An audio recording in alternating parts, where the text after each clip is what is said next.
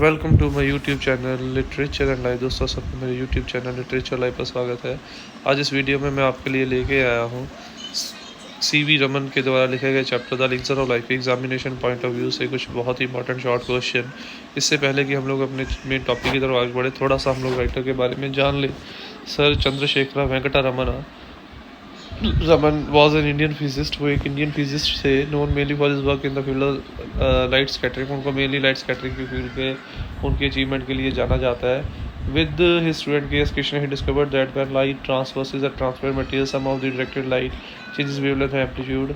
उन्होंने अपने student K S Krishna के साथ ये डिस्कवर किया था कि जब एक लाइट जो है वो ट्रांसवर्स होती है किसी ट्रांसपेरेंट मटेरियल से, तो उससे कुछ जो लाइट रिफ्लेक्ट हो जाती है, उस लाइट की जो एम्पलीट्यूड और वेवलेंथ है वो चेंज हो जाती है। इस फिनोमेना को हम लोग रमन इफेक्ट या रमन स्कैटरिंग इफेक्ट भी कहते हैं। Raman won the 1930 Nobel prize in physics. उनको 1930 में नोबेल प्राइज इन फिजिक्स के लिए सम्मानित भी किया गया, और वो पहले एशियन थे जिनको साइंस की किसी भी ब्रांच के अंदर नोबेल प्राइज़ के साथ पुरस्कार किया गया था या सम्मानित दिया गया था। ये थी राइटर के बारे में brief introduction. Now let's start with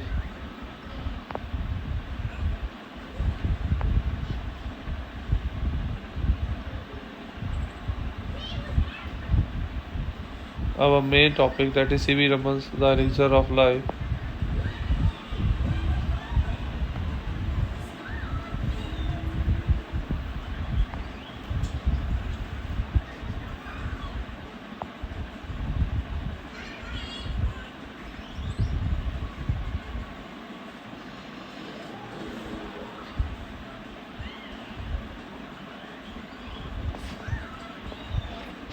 Amrit has a mythical idea, but is a real elixir.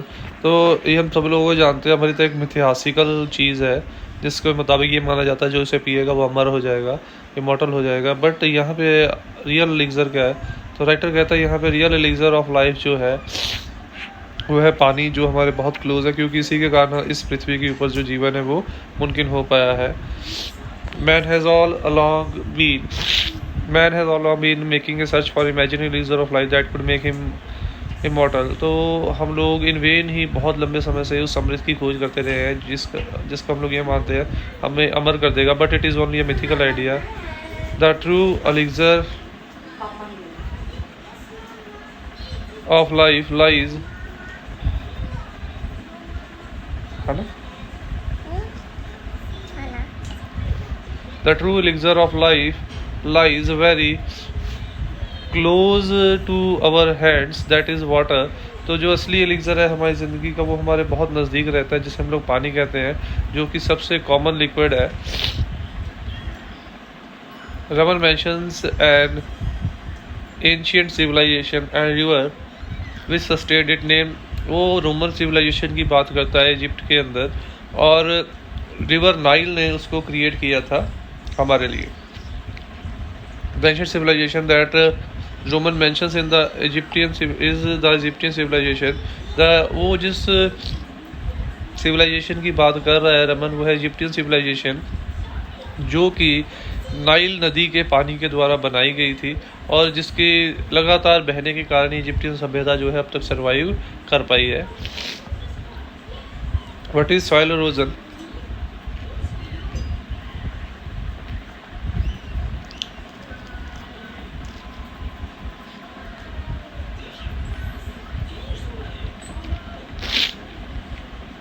What is connection of soil erosion with afforestation and conservation of water?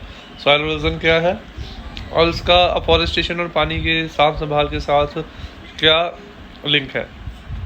Soil erosion उस process को कहते हैं जब बहते हुए पानी के साथ मिट्टी की ऊपरी परत जो है वो बह जाती है, और ये अफॉरेस्टेशन और कंजर्वेशन ऑफ वाटर के साथ इस तरीके से जुड़ी है क्योंकि पेड़ लगाने से और पानी के प्रॉपर इस्तेमाल करने से हम लोग सॉइल इरोजन को बढ़ने से रोक सकते हैं। The flow of water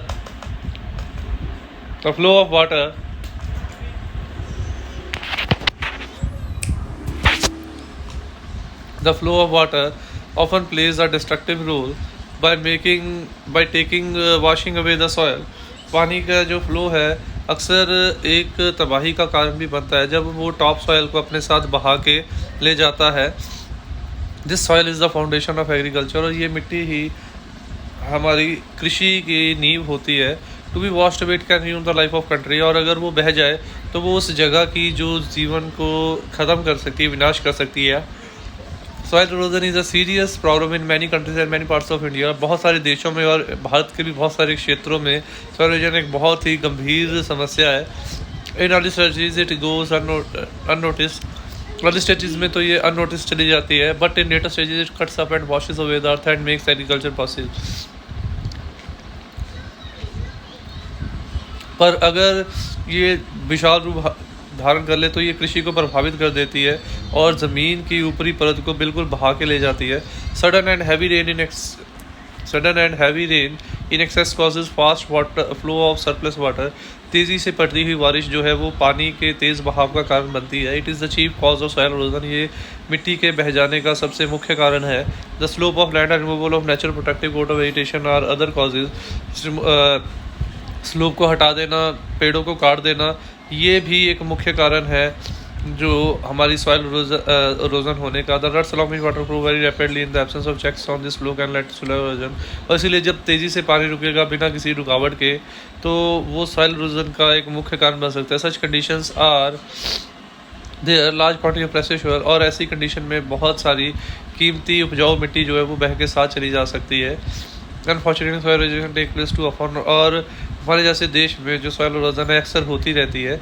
soil erosion is a greater danger to agriculture. Soil erosion agriculture के लिए, खेती बाड़ी के लिए सबसे खतरनाक है। It needs urgent attention and preventive measure. इसके ऊपर बहुत अर्जेंट ध्यान देने और बहुत रिफॉर्म्स करने की इंपॉर्टेंट स्टेप्स लेने की ज़रूरत है इसे रोकने के लिए। The terracing of land is one way to check soil erosion. Sloping करना, टेरेसिंग करना एक तरीका है जिससे हम सॉइल इरोजन को चेक कर सकते हैं। Slope is formed in such a way that rise step wise, इसको स्टेप वाइज स्लो फॉर्मेशन करनी चाहिए। The practice of counter civilization is another matter. Counter civilization भी एक अलग मेथड है जिससे कि हम लोग सॉइल इरोजन को रोक सकते हैं। It is a method of cultivation along the boundary line of a land. Planting of suitable type of vegetation is another method।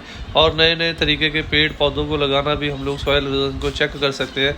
और अगर सॉइल इरोजन को हम लोग अर्लीस्ट पॉसिबल स्टेज पे चेक कर ले तो वाटर के फ्लो को, तो सॉइल इरोजन को हम लोग रिमूव कर सकते हैं। What are the uses of water besides the fundamental role in sustaining life? Water के और कौन से रोल हैं हमारी लाइफ के, अगला कौन से कमर्शियल रोल है। How can water be use for modern civilization commercial purposes, कैसे इसको हम लोग बिजनेस पर्पसेज के लिए यूज़ कर सकते हैं। Water is the basis of all life on earth, पानी हमारी पृथ्वी के ऊपर जीवन का एक आधार है। It has played a vital role in sloping the history of the earth, इसने हमारे इतिहास को और हमारी प्रोग्रेस के लिए एक अहम रोल प्ले किया है। Various civilization flourished along the river bank, बहुत सारी सभ्यताओं का विकास इसलिए हुआ जो वो नदियों के पास थी। Plants and animal depend on water for life, पानी जैसे जानवर और पौधे पानी के ऊपर निर्भर करते हैं अपने जीवन के लिए। We can not imagine life without water, वैसे ही हम लोग भी अपने जीवन की कल्पना पानी के बिना नहीं कर सकते। But in addition to its life supporting quality, water is beneficial to mankind in many other veg.